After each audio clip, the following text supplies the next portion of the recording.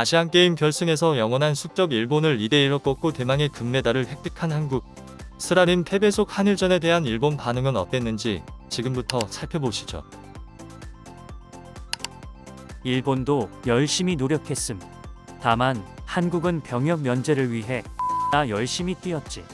팀의 성장이라는 장기적인 목표가 아닌 눈앞의 실리를 취하러 온 느낌?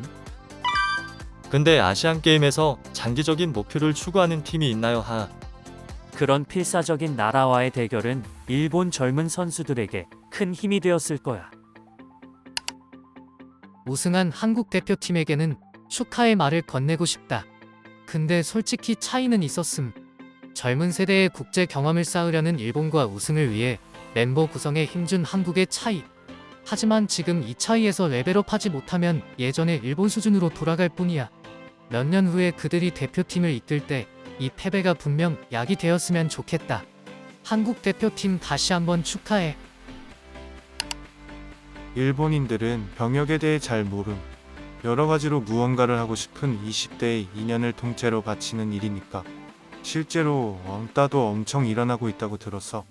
일본인들은 결코 모르는 병역이라는 키워드니까. 병역이 면제가 되는데 저렇게 죽기 살기로 뛰는 것이 이해가 됨. 특히 이강인 같은 선수들이 군대에서 2년을 바친다고 생각하면 솔직히 말도 안 되고. 멘탈의 차이가 제대로 나온 게임이었음.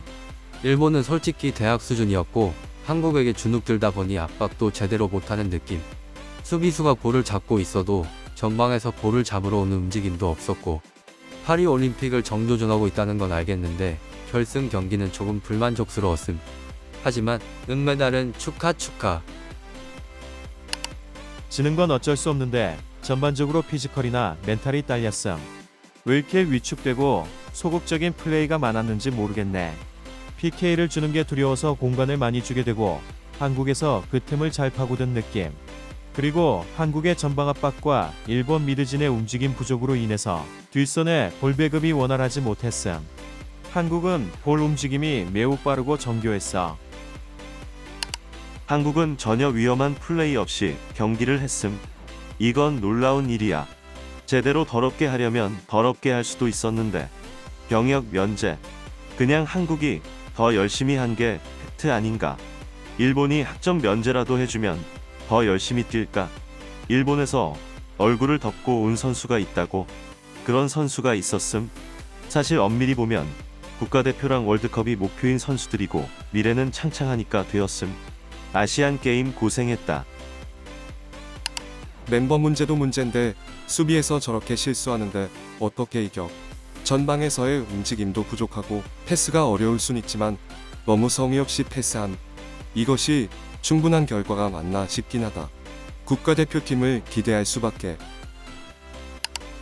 선수 발탁도 동기부여도 전혀 달랐지만 나 같은 아마추어의 눈에도 선수들의 정신력이나 테크닉에 근본적인 차이가 있었어.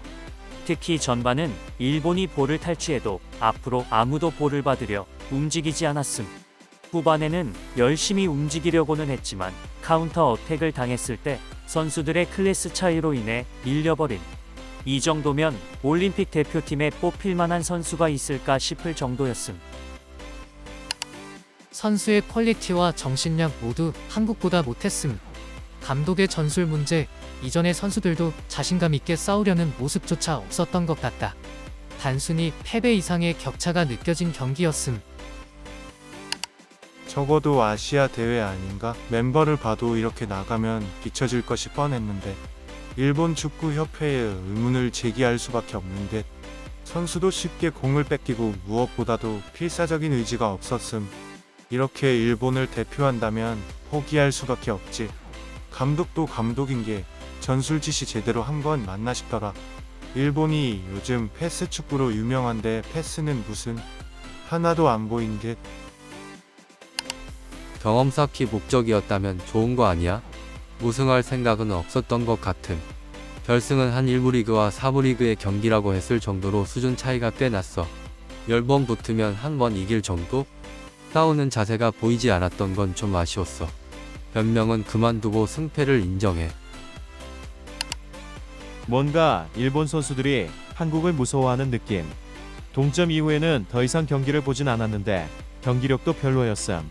엄청 차이가 나는 선수들도 아닌데 뭐가 그렇게 무서워서 볼만 돌리고 있으니까 재미가 없지.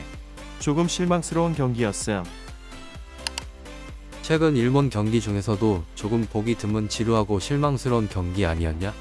선수들을 존중하긴 하지만 조금 욕 나오는 경기력이었다고 봄. 한국은 이런 실점에도 당황하지 않고 다시 잘 추스렸는데 일본은 앞으로 나아가는 방법을 전혀 몰랐던 경기 같다. 전혀 이길 생각이 없는 경기 같았음. 유감이네. 경기력 솔직히 조금 별로였음. 선제골 넣어놓고 그렇게 도망만 다니는 축구하면 이겨도 전혀 기쁘지 않았을 때 승리하는 것보다 싸우는 모습을 보고 싶었다. 이번 경기에서의 교훈은 어떤 상대라도 강한 마음을 가지고 싸우지 않으면 어떠한 경험도 되지 못할 것이라는 점임. 이번에 출전한 선수들에 대해서는 쓴소리를 할 수밖에 없음. 일본의 대표로서 제대로 경기하지 않은 느낌. 대부분의 사람들이 승패를 떠나서 이런 경기를 제일 싫어할 텐데. 이강인은 이제 22살이야. 같은 나이의 선수들 사이에서도 독보적임. 이러한 차이점을 선수들은 어떻게 생각했을까?